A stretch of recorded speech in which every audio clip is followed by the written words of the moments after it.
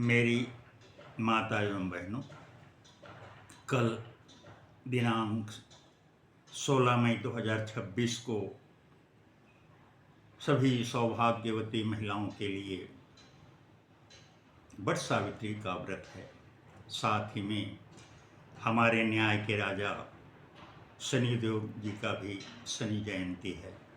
बहुत बहुत अच्छा संयोग है शनि अमावस्या और वट सावित्री का व्रत। बहुत अद्भुत संयोग कल के व्रत पे पड़ रहा है। मेरी माताओं, यह व्रत शिव परिवार की पूजा है, उमा महेश्वर की पूजा है। इस संसार में उमा महेश्वर की दाम्पत्य जोड़ी जो है बहुत ही आदर्श जोड़ी के रूप में माना जाता है। इसलिए एक बार हमारे भोले बाबा को याद कर लें। कर्पूरगौरं करुणावतारं संसारसारं भुजगेन्द्रहारं सदा वसन्तं हृदयारविन्देन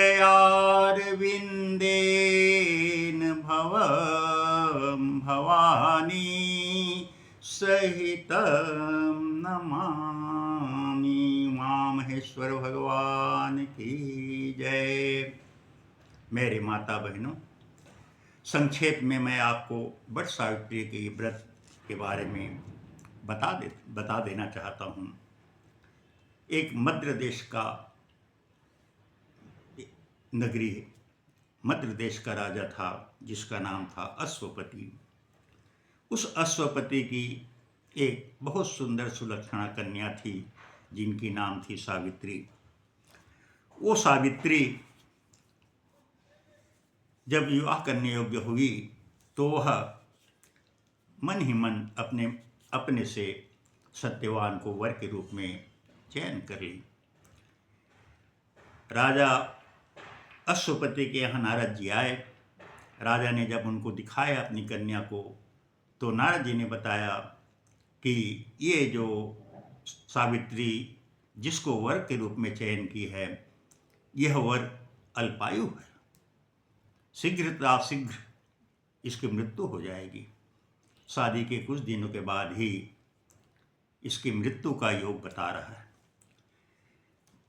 नारद मुनि के साथ साथ में राजा भी सावित्री को बहुत समझाए कि बेटी इसको छोड़ दो, तुम्हारे लिए अच्छा सा वर ढूंढ देंगे।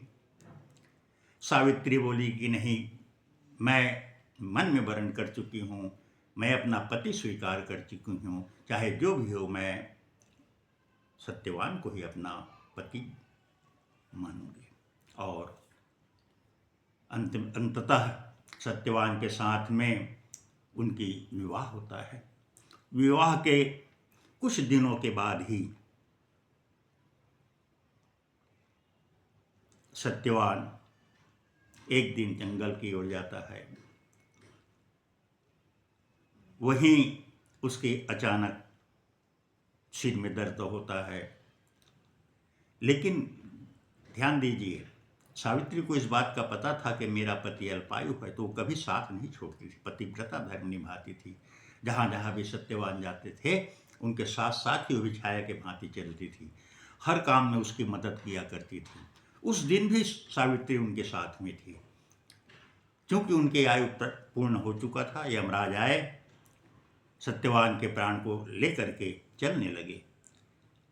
सत्यवान का जो मृत शरीर था वही पड़ा हुआ था। वह झाड़ बट वृक्ष ही था। बट वृक्ष के नीचे सत्यवान का सत्यवान का डेड बॉडी पड़ा था और यमराज उसके प्राण को लेकर के आगे बढ़ने लगे। सावित्री को इस बात का पता चला। सावित्री अपने पति की प्राण वापस लेने के लिए यमराज के पीछे चलने लगे। यमराज उनको कई बार मना किए कि बेटी तू वापस जा, ऐसा कभी हो नहीं सकता। विधि के विधान को कोई मिटा नहीं सकता। तुम्हारे पति का आयु बस इतने दिनों तक का था, तुम वापस चले जाओ। लेकिन सावित्री इस बात को नहीं मानती है। वो यमराज के पीछा करती रहती है। अंततः यमराज को हारना पड़ता है और बोलती है कि बेटी, तू यहाँ से वापस जा, तेरे लिए मैं 3 वरदान देता हूँ, तुमको जो इच्छा है मांग ले, लेकिन ये सत्यवान का प्राण जो है तुम मेरे से मत मांग। सावित्री मान जाती है, 3 वरदान यमराज से मांगती है। पहले वरदान के रूप में उनके सास ससुर अंधे थे, जन्मांध थे, तो बोलती है कि मेरे सास ससुर के आँख जो है दिखने लग जाए, संसार को देखने लगें। दूसरे, उनका राज्यपाट छीन गया था, तो बोले मेरे सास ससुर के जो राज्यपाट हैं वो वापस हो जाए। और तीसरे वर के रूप में मुझे, हे यमराज जी, मुझे 100 पुत्रों का वरदान दीजिए। ये यमराज इस बात को नहीं समझे, गूढ़ार्थ को नहीं समझे और बोले कि तथास्तु बेटी, तथास्तु, मैं तुम्हें ये 3 वरदान देता हूँ। फिर आगे जाने लगे।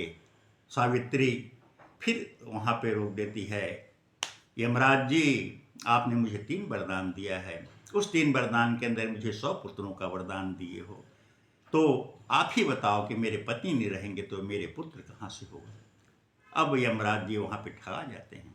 फिर उनको मजबूरन उनके पति के प्राण को वापस देना पड़ता है। यह है पतिव्रत धर्म, इसे कहते हैं पतिव्रता धर्म। मेरे मित्रों, बट वृक्ष के नीचे चूंकि उनकी डेड बॉडी पड़ी थी, वहीं पर पुनः सत्यवान का प्राण सावित्री वापस लेके आई और सत्यवान पुनः जिंदा उठ बैठे। इसीलिए बट वृक्ष के नीचे अपने पति की लंबी दीर्घायु के लिए, अपने पति की मंगल कामना के लिए पत्नी जो हैं यह व्रत रखा करती हैं। बट वृक्ष एक ऐसा वृक्ष है जो सैकड़ों साल तक के जिंदा रहता है। बट विश्वास अचल निज धर्म, अचल वृक्ष है।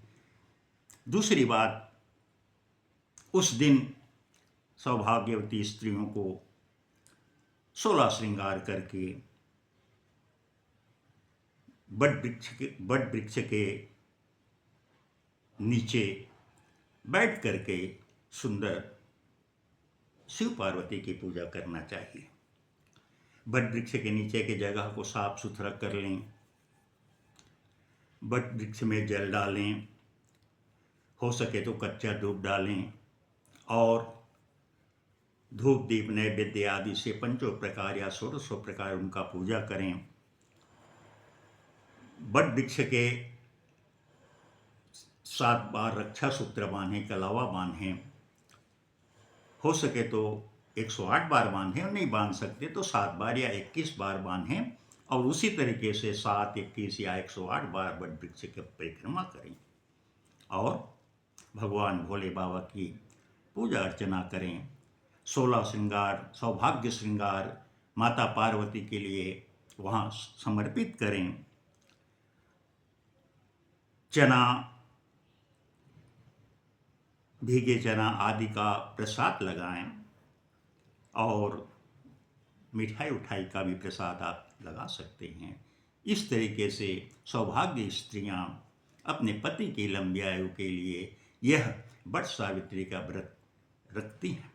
यह सभी सौभाग्यवती स्त्रियों को यह व्रत रखना चाहिए और अपनी पति की लंबी आयु की कामना के लिए भगवान भोलेनाथ, माता पार्वती से आशीर्वाद ग्रहण करना चाहिए। बोलिए भोलेनाथ उमा महेश्वर भगवान की जय।